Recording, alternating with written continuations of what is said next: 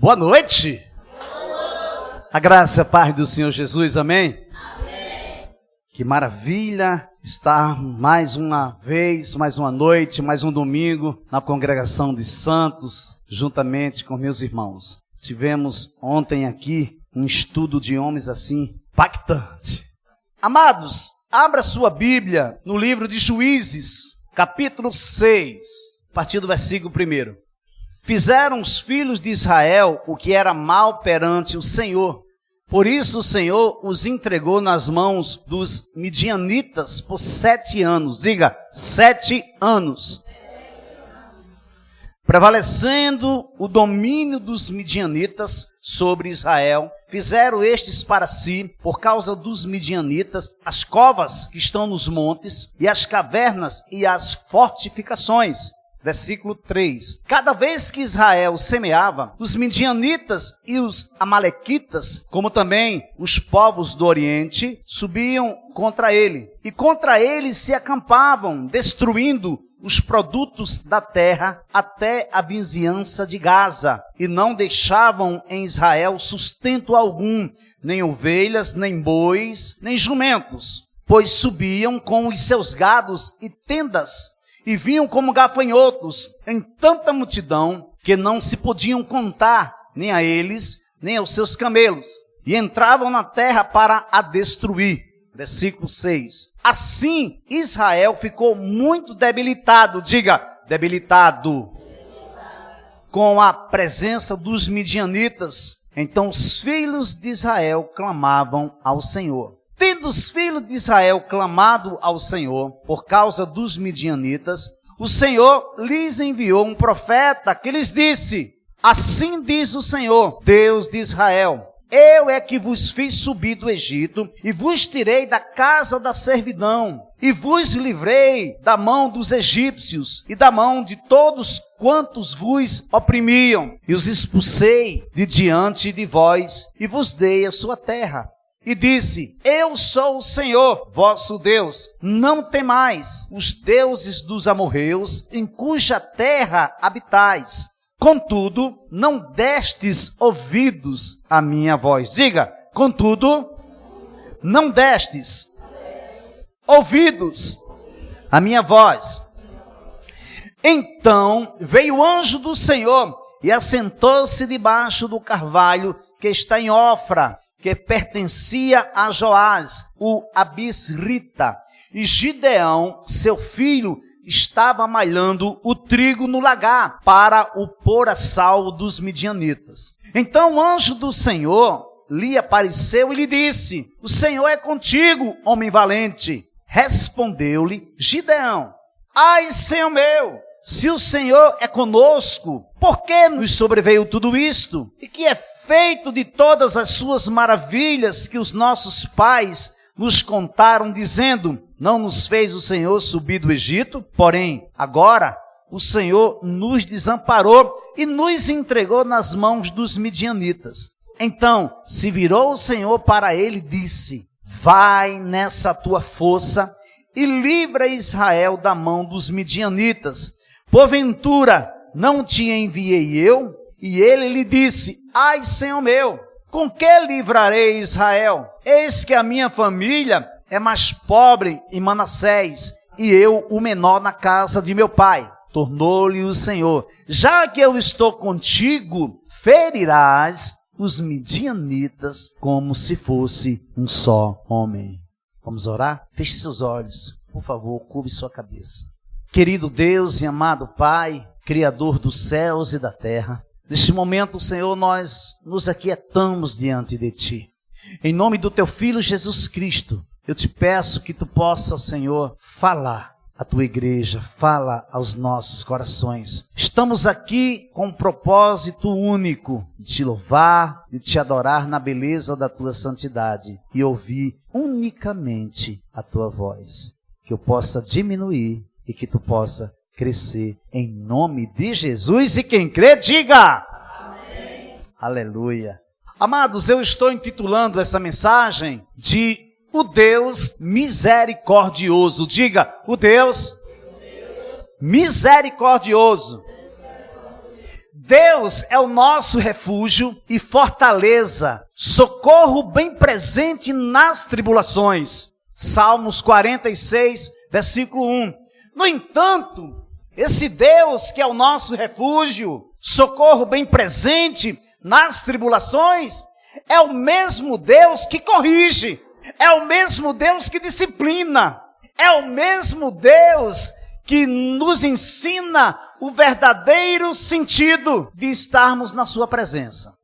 Ora, na vossa luta contra o pecado, ainda não tendes resistido até ao sangue, e estáis esquecidos da exortação que, como a filhos, discorre convosco. Filho meu, não menosprezes a correção que vem do Senhor, nem desmaieis quando por ele és reprovado, porque o Senhor corrige a quem ama e açoita a todo filho a quem recebe. Hebreus capítulo 12, do versículo 4 ao 6.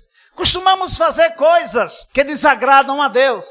Falamos que não entendemos o porquê de tantas lutas. Perguntamos, Senhor, por que eu estou passando isso? Por que eu estou atravessando esse deserto? E não paramos para pensar, para ponderar o que de fato estamos fazendo na presença do Senhor. 1 Coríntios, primeiro livro de Coríntios, capítulo 13, a partir do versículo 11. Ele diz assim, Paulo está falando, quando eu era menino, falava como menino, sentia como menino, pensava como menino. Quando cheguei a ser homem, desisti das coisas próprias de menino, porque agora vemos como espelho, obscuramente. Então, veremos face a face. Agora, conheço em parte, então conhecerei como também sou conhecido. O que Paulo está dizendo aqui? Paulo está dizendo que houve um tempo que ele não tinha domínio sobre seus pensamentos. Paulo está declarando que houve um tempo da vida dele, da caminhada dele, que ele não tinha controle, ele não tinha autodomínio das suas emoções. Chegava até a ser precipitado. E agora ele diz que não é mais menino, que ele deixou as coisas de menino de lado, porém, ele entende que o Deus que ele serve, o Jesus que apareceu para ele na estrada de Damasco, ele apenas vê como um espelho obscuramente. Mas ele diz que haverá um tempo que ele o verá face a face. Quando ele cai em si, ele diz, não, então é o seguinte, eu não quero mais saber das coisas de menino. As coisas de menino ficavam para a época que eu agia como menino. Aí ele diz, agora eu conheço em parte. Então, conhecerei como também sou conhecido, face a face. Por que menino? Porque em dado momento falamos sem pensar. Tomamos decisões sem ponderar. E entre uma coisa e outra haverá um momento que não terei como voltar atrás da decisão que eu tomei, da decisão precipitada que eu tomei. Eu não tenho mais como voltar atrás. Eu não posso mais retroceder o tempo, porque há um Senhor que é o Senhor do tempo e rege todas as coisas em tudo. Então, já que eu não posso mais voltar ao tempo, o que vai acontecer? Eu vou curtir as consequências das minhas tomadas de decisões precipitadas. Eu vou curtir, ou seja, eu vou ter que enfrentar as consequências desta tomada de decisão que eu não parei para ponderar, que eu não parei para refletir. Mas entenda uma coisa, é neste momento que nós temos que entender que precisamos cair em si e não murmurar, não reclamar, e atentamente permitir que o amor de Deus me constranja, para que eu possa receber de bom grado a disciplina devida para aquilo que eu não deveria ter feito. Mas, como pecador que sou, pisei na bola, mas reconheço, não me enchi de remorso, me arrependi, caí em si, me levantei, caminhei até o meu Deus, Ele me perdoou, fui até o meu discipulador, confessei meu pecado, Ele ora comigo e ali eu sou curado, sou restaurado para a glória de Deus. Não foi diferente com os filhos de Israel. Ao fim dos dias do governo da juíza Débora, a terra ficou em paz durante 40 anos. Já era de costume do povo israelita fazer coisas que desagradavam o coração de Deus. 40 anos louvando, adorando a Deus, sem nenhuma luta, sem nenhum inimigo para enfrentar, sem nenhum fantasma para vencê-lo. Mas o que acontece? Eles prevaricaram, eles fizeram o que desagradou o coração de Deus. Eram disciplinados, se arrependiam, clamavam por socorro. Deus levantava um líder específico. Eles tornavam a fazer tudo de novo. Era reincidente, caía, perpetrar, cometeu o crime, o delito ou qualquer ação condenável. Mesmo assim, Deus os ouvia e enviava socorro. O que é que eu aprendo com isso? Que o meu Deus, que o seu Deus, que o nosso Deus é um Deus misericordioso. É um Deus compassivo e tardio em irar-se. Se Ele não nos disciplinar, não seremos tidos como filhos, mas sim como bastardos. Amém? Primeiro ponto que eu quero ver com você. O tempo de caverna. Veja aí versículo 1 do capítulo 6. Os filhos de Israel fizeram o que era mal aos olhos do Senhor. E por isso o Senhor os entregou nas mãos dos midianitas durante 7 anos. Os midianitas prevaleceram contra Israel. E por causa dos midianitas, os filhos de Israel fizeram para si as covas que estão nos montes, as cavernas e as fortificações. Uma coisa é você entrar na caverna para receber tratamento de Deus. Outra coisa é você se esconder na caverna porque você desobedeceu a Deus. Vou repetir. Uma coisa é você ir para a caverna para receber tratamento de Deus. Outra coisa é você se esconder na caverna porque você desobedeceu, porque você desagradou o coração de Deus. Veja que Israel estava vivendo um tempo de paz.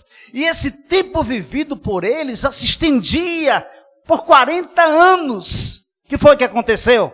Eles fizeram o que era mal aos olhos do Senhor. Diga comigo, eles... Não, mas diga bem alto, diga para mim não. Diga, eles fizeram o que era mal perante os olhos do Senhor. Será que temos a consciência do que temos feito aos olhos de Deus? Você já se perguntou assim, o que Deus vê quando me vê? Você já parou para pensar assim? Você acorda de manhã, aí você vai tirar o seu tempo com Deus, e você está lendo, você faz o seu plano devocional, aí depois que você faz o plano, ou antes do plano, você faz a sua leitura bíblica diária, aí você está tirando o seu tempo com Deus. Senhor, o que é que tu está vendo em mim? Senhor, o que eu estou fazendo está te agradando? O que eu estou falando está chegando aos teus ouvidos? As minhas orações têm chegado ao teu altar, ao teu trono, como um aroma suave às tuas narinas? Você tem perguntado isso para o Senhor? É preciso. Temos agradado a Deus com as nossas atitudes? Com o nosso proceder? O que temos feito de fato para o engrandecimento do nome do Senhor? Como igreja, como família, como comunidade, como amigo, como amiga, como companheira, como companheiro, como discípulo, como discípula, como discipuladores, como discipuladoras, como mestre e líderes, como pai, como mãe, como esposa, como esposo. Temos procedido bem? A nossa vida tem frutificado? Deus tem sido glorificado nas nossas vidas? Não é para você responder, é apenas para você pensar. Mas por favor, pense sobre isso. Aleluia, Jesus. Chegou ao ponto de Deus entregar os filhos de Israel nas mãos dos seus inimigos. Pensa comigo, um Deus que é zeloso, um Deus que é compassivo, um Deus que é tardio em irar-se, um Deus que é misericordioso, um Deus que é bondoso, um Deus que criou você, um Deus que me criou, um Deus que criou o seu povo para o louvor da sua glória. Ele chega ao ponto de pegar seus filhos e entregar literalmente nas mãos de nações perversas, para que eles sejam disciplinados, porque eles não se submeteram. É muito sério. Precisamos ponderar, precisamos parar para pensar a respeito disso e levar muito a sério. Os midianitas, os amalequitas e de quebra, os povos que vinham do Oriente os atacavam. Versículo 3 e 6 diz assim, porque cada vez que os israelitas semeavam, os midianitas, os amalequitas e os povos do Oriente os atacavam. Acampavam em Israel, destruindo os produtos da terra até a vizinhança de Gaza. E não deixava Israel sustento algum, nem ovelhas, nem bois, nem jumentos. Pois vinham com o seu gado e as suas tendas, como uma nuvem de gafanhotos. Eram tantos que não se podiam contar, nem a eles, nem aos seus camelos. E entravam na terra para a destruir. Assim, Israel ficou muito debilitado com a presença dos midianitas. Então os filhos de Israel clamaram ao Senhor. Qual o segredo aqui? Qual o segredo, igreja? Clamar. Quem é que pode dizer para mim aí, se o povo que se chama pelo meu nome, que mais? Se humilhar, orar, se arrepender dos seus maus caminhos, o que é que tem? Eu ouvirei dos céus o seu clamor e perdoarei os seus pecados e sararei a sua terra. O que é que você está esperando para clamar pelo Senhor? Qual a área da sua vida que está necessitando do socorro imediato do Senhor? No caso de Israel, eles fizeram algo que desagradou o coração de Deus. Talvez no seu caso não seja isso. Talvez Deus esteja requerendo que você busque mais Ele. Talvez Deus esteja requerendo que você tenha uma entrega total, literal, sem reservas. E por que você ainda resiste? Primeiro livro de Samuel, no capítulo 21, o autor relata que quando Davi estava sendo perseguido por Saul, foi até a cidade de Nob visitar o sacerdote Aimeleque. E este tremeu nas bases, ficou amedrontado, ficou com medo quando viu Davi, só em avistar Davi. Foi ali que Davi se alimentou do pão sagrado. Aimeleque o alimentou com pão sagrado com uma condição, que tanto Davi quanto seus homens deveriam estar em abstenção em relação às suas mulheres. Depois Aimeleque entregou a espada de Golias, o filisteu, que o próprio Davi havia matado no vale de Elá. O texto bíblico conta que Davi foi-se logo embora, pois estava com medo de Saul, e veio ter com o rei Aques de Gate. Quem era esse rei? Era o mesmo rei do filisteu gigante Golias. Foi o que Davi fez. Davi foi se esconder aonde? Na terra do inimigo. Pensou com ele, tramou na sua mente, passasse por louco, punha-se a arranhar as portas e deixava a baba escorrer-lhe pela boca até a barba. Davi sai do meio dos filisteus e vai para a caverna de Adulão.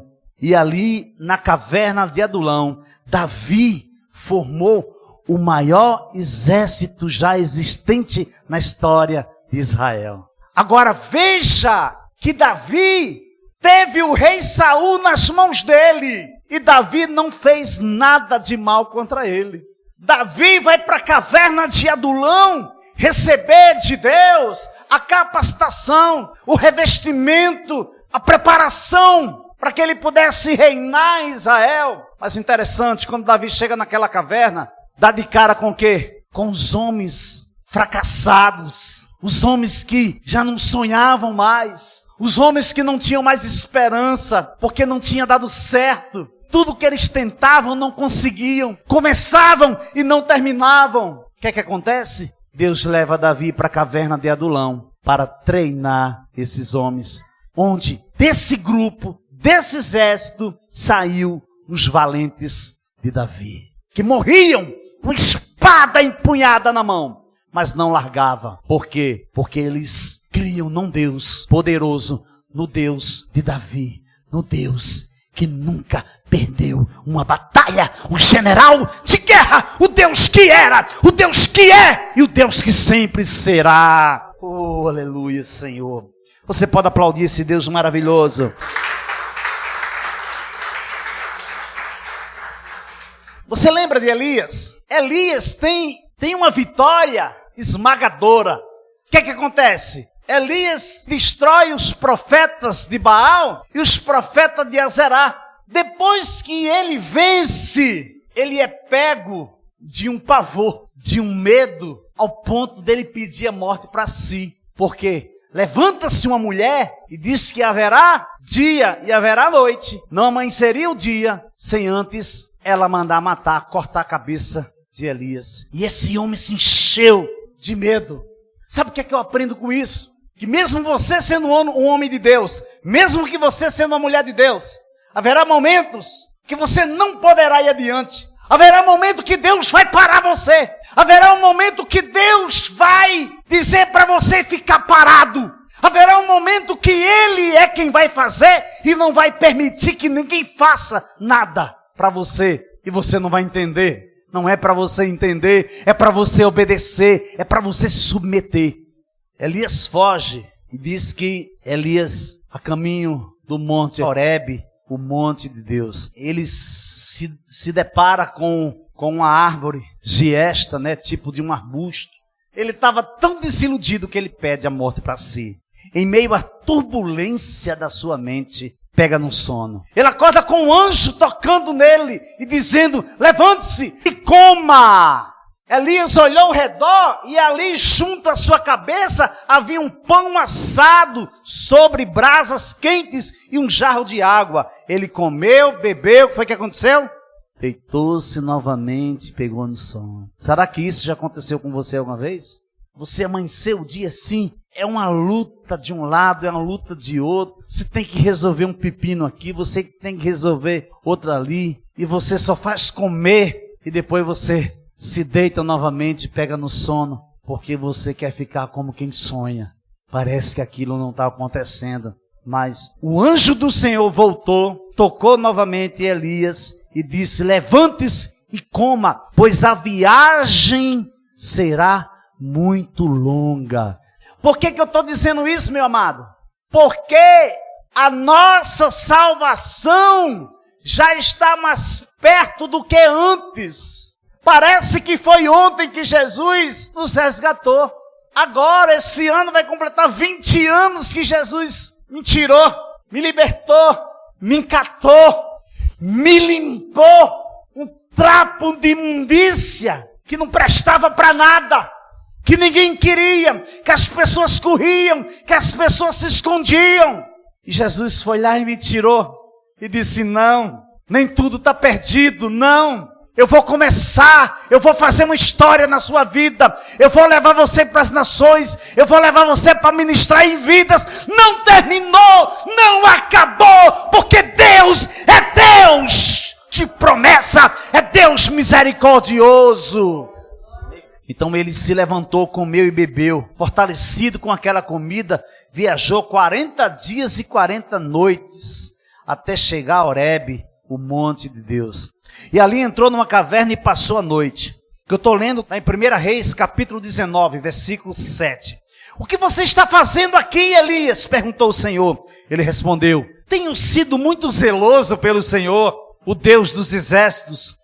Os israelitas rejeitaram a tua aliança, quebraram os teus altares e mataram os teus profetas à espada. Sou o único que sobrou e agora também estão procurando matar-me.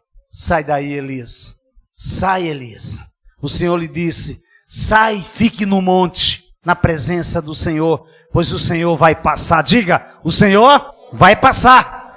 Diga, o Senhor está passando. O Senhor é o meu Senhor. Então veio um vento fortíssimo que separou os montes, esmigalhou as rochas diante do Senhor. Mas o Senhor não estava no vento. Depois do vento houve um terremoto, mas o Senhor não estava no terremoto. Depois do terremoto houve um fogo, mas o Senhor não estava nele. E depois do fogo houve um murmúrio de uma brisa suave. Quando Elias ouviu, puxou a capa para cobrir o rosto, saiu e ficou à entrada da caverna. Você percebe que se diferenciam? Você percebe que há uma diferenciação ou uma diferença de caverna para caverna? As covas que estão nos montes, as cavernas e as fortificações que os filhos de Israel fizeram no tempo de Juízes, foi devido à fraudulência, à má fé, à falta de compromisso, à ausência de perseverança, atitudes que desagradaram o coração de Deus. Temos agradado a Deus, temos honrado ao Senhor Jesus Cristo. Esses quase 20 anos, como eu falei para você há pouco, de profissão de fé, eu tenho entendido, algo que eu tenho aprendido, é que quando pecamos, prevaricamos, traímos por interesse próprio e desagradamos a Deus, se nos arrependermos, se cairmos em si e clamarmos a Ele, Deus virá em nosso socorro, Deus trará providência, escape, e o escape chegará no tempo devido. Amém? Segundo ponto, versículo 7 do capítulo 6. Quando os filhos de Israel clamaram ao Senhor por causa dos midianitas, o Senhor lhes enviou um profeta que lhes disse: assim diz o Senhor, Deus de Israel, eu tirei vocês do Egito, da casa da servidão, eu os livrei das mãos dos egípcios e das mãos de todos os opressores, eu os expulsei e dei a vocês a terra deles, e disse: eu sou o Senhor, o Deus de vocês, não adorem os deuses dos amorreus, em cuja terra vocês estão morando, mas vocês não deram ouvidos à minha voz. Então o anjo do Senhor veio e sentou-se debaixo do carvalho que está em Ofra, que pertencia a Joás, a família de Abiezer. Gideão, filho de Joás, estava malhando trigo no lagar para o pôr a salvo dos midianitas. Então o anjo do Senhor lhe apareceu e lhe disse: o Senhor está com você, homem valente. O Senhor está com você, mulher valente. O melhor caminho a se seguir é o caminho do arrependimento. É quando caímos em si e saímos do estado de enfraquecimento espiritual. É quando a nossa fé, que se encontra inativa, parada, inerte, olhamos para um lado e para o outro, esperando sei lá o quê, e ainda nos perguntamos: por que nada acontece de novo na minha vida? Precisamos clamar, precisamos nos humilhar, precisamos pedir perdão a Deus pelos nossos pecados dos nossos pais, pelos pecados dos nossos filhos, pelos pecados da nossa descendência, pelos pecados de todos aqueles que estão envolvidos direto ou indiretamente na nossa genealogia. Precisamos clamar, precisamos nos humilhar e nos arrepender e confessar os nossos pecados de estimação, os nossos pecados domésticos. Qual a diferença dos filhos de Israel para nós, como igreja? Depois que Deus ouviu o clamor do povo através do profeta, Deus refresca a memória deles, Deus traz à memória deles os feitos, os livramentos e as opressões que eles viveram, e completa: eu sou o Senhor, o Deus de vocês. E no meio da sua fala surge uma ordenança. Eu tenho prestado muita atenção que nós, quando lemos a palavra de Deus, nós passamos por cima de princípios que está diretamente atrelado com o nosso sucesso, com o nosso desempenho, para que eu seja bem sucedido. Porque Deus está falando e no meio da fala dele ele dá uma ordenança. Ele diz: olha, eu sou o Senhor, eu sou o Deus de vocês, portanto, não adorem os deuses amorreus, em cuja terra vocês estão morando. Que tipo de deuses estamos cultuando? Será o carro, a casa, o filho, a filha, a esposa, o esposo, a capacitação que eu tenho adquirido? Ou será que é a minha desobediência a Deus? Ou isso não configura idolatria? Configura sim, meu amado. Configura, se nós não estamos fazendo aquilo pelo qual nós fomos criados, fomos escolhidos. Estamos sim idolatrando, estamos sim prevaricando, estamos sim pegando atalhos, estamos sim pegando outro caminho, menos o caminho que nos levará à vontade soberana do nosso Criador. Vós, porém, sois raça eleita, sacerdócio real, nação santa, povo de propriedade exclusiva de Deus, a fim de proclamardes as virtudes daqueles que vos chamou das trevas para a sua maravilhosa luz. Vós sim, que antes não eres povo, mas agora sois povo de Deus, que não tinhas alcançado misericórdia, mas agora alcançastes misericórdia. 1 Pedro, capítulo 2, versículo 9 e 10. Colossenses, capítulo 1, versículo 13, Paulo diz assim, o qual nos tirou da potestade das trevas e nos transportou para o reino do Filho do seu amor. Fomos libertos, fomos resgatados do cativeiro do pecado. O preço pela transgressão já foi pago. Temos um nome, temos uma família, fazemos parte de um povo. Mesmo assim, prevaricamos. Mesmo assim, desagradamos, desobedecemos a Deus, a Jesus Cristo e ao Espírito Santo. Desonramos a Trindade Santa de Deus. Romanos capítulo 5, versículo 18 e 19. Pois assim como por uma só ofensa veio o juízo sobre todos os homens para condenação, assim também por um só ato de justiça veio a graça sobre todos os homens para a justificação que dá vida. Porque como pela desobediência de um só homem, muitos se tornaram pecadores. Assim também, por meio da obediência de um só, muitos se tornarão justos. Agora, preste atenção. Por meio da obediência de um só, muitos se tornarão. Onde é que está o verbo? Está no futuro. Não é que se tornaram justos. O texto está dizendo que se tornarão justos. Daí, o que é que eu aprendo com isso? É que precisamos clamar. Precisamos nos arrepender. Precisamos urgentemente nos humilhar. Pagar o preço devido. Mas, pastor, o preço Jesus já pagou na cruz. Mas ainda resta uma cruz para carregar. E nós não podemos, jamais nós podemos fazer qualquer tipo de negociata com a nossa cruz. Por quê? Porque a lei foi introduzida para que a transgressão fosse ressaltada. Mas onde aumentou o pecado, transbordou a graça.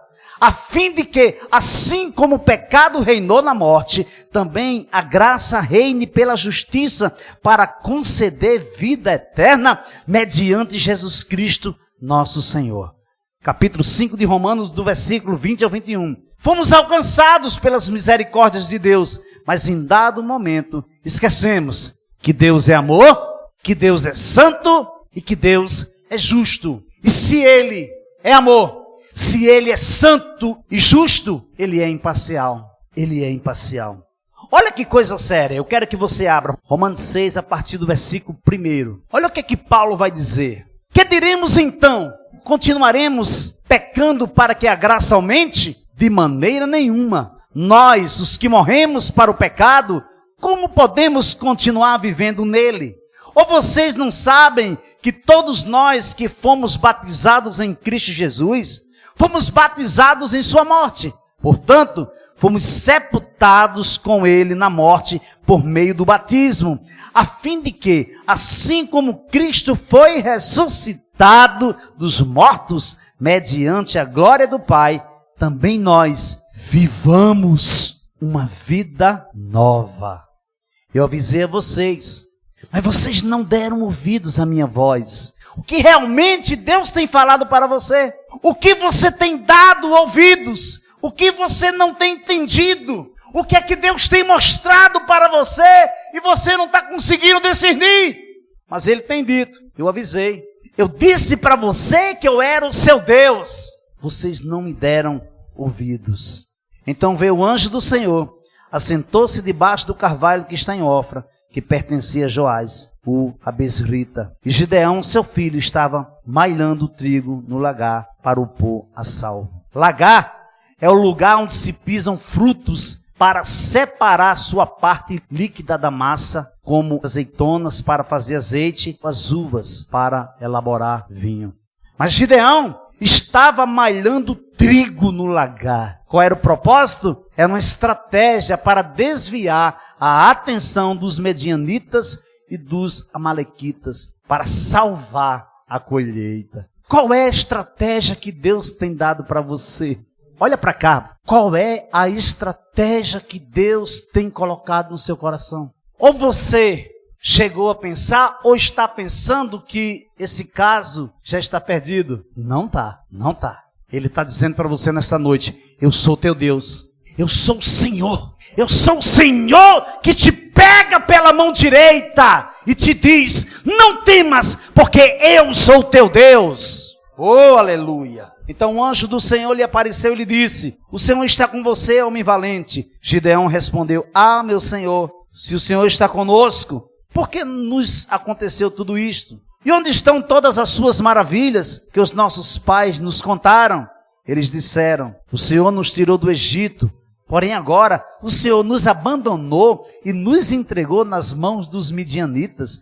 Então o Senhor se virou para Gideão e disse: vá nessa força que você tem e livre Israel das mãos dos midianitas. Não é verdade que eu estou enviando você? Sabe o que acontece? Deixa eu te falar uma coisa. O que temos ensinado para os nossos filhos? Veja que a primeira coisa que Gideão vai falar para o Senhor: onde é que o Senhor estava? Se o Senhor diz que eu sou homem valente, por que o Senhor nos abandonou? Porque os nossos pais nos contavam dos prodígios, das maravilhas. Veja que algo no coração de Gideão estava em desalento, estava inflexível, estava fora de prumo. Porém, Gideão havia guardado, escondido no seu coração o que os pais dele haviam lhe ensinado. Onde estão todas as suas maravilhas que os nossos pais nos contaram? Porém agora o Senhor nos abandonou e nos entregou nas mãos dos midianitas. Então o Senhor se virou para Gideão. Você já pensou se o Senhor se virasse para você agora? Se nesse momento o Senhor se virasse para você e dissesse para você: vá nessa força. Será que não sou eu que estou te mandando? O que era que você diria? Você duvidaria como Tomé duvidou? Era preciso Jesus mostrar para você os pulsos. Não é para a gente fazer de conta que nada está acontecendo. Porque está acontecendo sim. Na sua vida, na minha vida, na vida da igreja do Senhor. Jesus Cristo está voltando. Esse céu de uma hora para outra vai rasgar. E Jesus vai descer. E aí, o que você vai dizer para ele? Vá nessa força que você tem. E livre seu filho.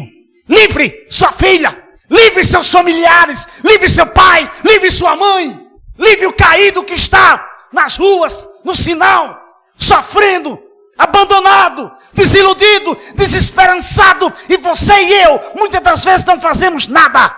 Nós queremos posar de bonitinho, de bonitinha. Não é verdade? Sou eu que estou te enviando? Porque foi eu que tirei você de onde você estava. Foi eu que tirei você do charco de lodo e coloquei você entre príncipes e princesas. Conclusão, versículo 15. Gideão respondeu: ah, meu Senhor, como livrarei Israel? Eis que a minha família é a mais pobre em Manassés, e eu sou o menor na casa de meu pai.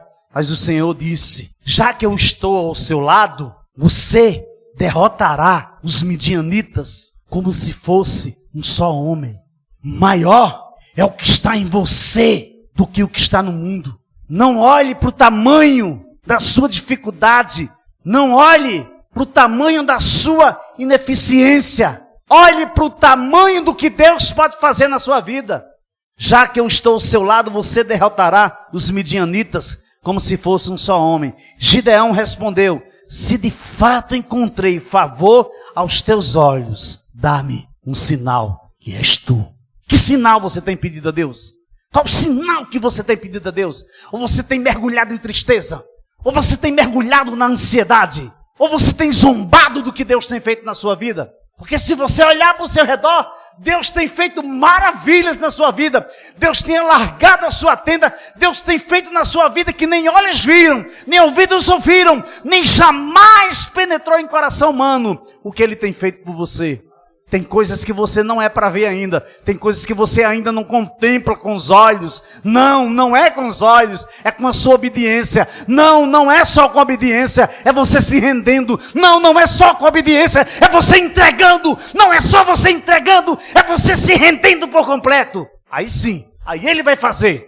Talvez você esteja se perguntando: o que farei para vencer esse obstáculo? Como descobrirei se é a vontade de Deus soberana e não a permissiva para que eu tome essa decisão? Quando Gideão diz: eu sou o menor na casa de meu pai, olha a resposta do Senhor, do versículo 16. Mas o Senhor lhe disse: já que eu estou ao seu lado, você derrotará os midianitas como se fosse um só homem. Gideão continuou: se de fato encontrei favor aos teus olhos, dá-me um sinal que és tu, Senhor, que estás falando comigo. Versículo 17. Gideão faz o primeiro desafio a Deus. Olha o que ele diz no versículo 18. Peço que não te afastes daqui até que eu volte. Traga a minha oferta e coloque diante de ti. Ele respondeu: eu esperarei até que você volte. Oh, aleluia. Sabe o que é isso, amado? Jesus está querendo que você volte. Lembra-te de onde caíste. Arrepende-te, levanta-te e volta às práticas do primeiro amor. É isso que Deus está dizendo. Ele diz: faz o seguinte, se é tu que está falando comigo, então deixa eu ir, eu vou ali, eu vou buscar a minha oferta e eu vou depositar ela nos teus pés. O Senhor disse: vá, vá meu filho, vá meu querido, vá meu amado, vá, vá porque eu vou ficar aqui, você vai e eu vou estar aqui e vou receber de ti a tua oferta. Aleluia. Deus está esperando que você entregue a sua oferta. Talvez você esteja pensando: mas que oferta? Você sabe exatamente qual é a oferta que Deus tem requerido de você. Amém? Então, para terminar, versículo 19 a 24. Gideão entrou em casa, preparou o cabrito e fez pães sem fermento com 20 litros de farinha. Pôs a carne num cesto e o caldo numa panela. Depois, trouxe tudo até debaixo do carvalho e o entregou ao anjo. Porém, o anjo de Deus lhe disse: pegue a carne e os pães sem fermento e coloque-o sobre esta rocha. Depois, derrame o caldo em cima. Foi o que Gideão fez. Foi o que Gideão fez. Então o anjo do Senhor estendeu a ponta do cajado que trazia na mão e tocou a carne e os pães sem fermento. Saiu fogo da rocha e queimou a carne e os pães. Sabe o que é esse fogo? Esse fogo é o dínamo. Esse fogo é a dinamite que está dentro de você. Esse fogo é o Espírito Santo de Deus dentro de você. Saiu fogo da rocha e queimou a carne e os pães. E o anjo do Senhor desapareceu da presença dele. Quando Gideão viu que era o anjo do Senhor, disse: ai de mim, Senhor Deus, porque vi o Senhor face a face. Mas o Senhor lhe disse: que a paz esteja com você. Não tenha medo. Deus está dizendo para você nessa noite: não importa a luta, não importa a batalha, não importa a adversidade, não importa se você não tem mais força, não importa se você não tem mais palavras, não importa se você já fez tudo o que você poderia fazer e nada aconteceu, não importa. Ele diz para você nessa noite: não tenha medo, você não morrerá. Então Gideão edificou ali um altar ao Senhor e lhe deu o nome: o Senhor é de paz. Até o dia de hoje, esse altar está em Ofra, que pertence à família de Abiezer. Disse Gideão a Deus: se hás de livrar Israel por meu intermédio, como disseste, eis que eu porei uma porção de lã na eira. Se o orvalho estiver somente nela, e seca a terra ao redor, então conhecereis que hás de livrar Israel por meu intermédio, como disseste. E assim sucedeu, porque ao outro dia se levantou de madrugada e, apertando a lã do orvalho dela, espremeu uma taça cheia de água. Disse mais Gideão: não se acenda contra mim a tua ira, Senhor, se ainda falar só uma vez. Rogo-te que, mas esta vez, faça eu a prova com a lã. Que só a lã esteja seca e a terra ao redor haja orvalho. E Deus assim o fez naquela noite, pois só a lã estava seca e sobre a terra ao redor havia orvalho. Amém?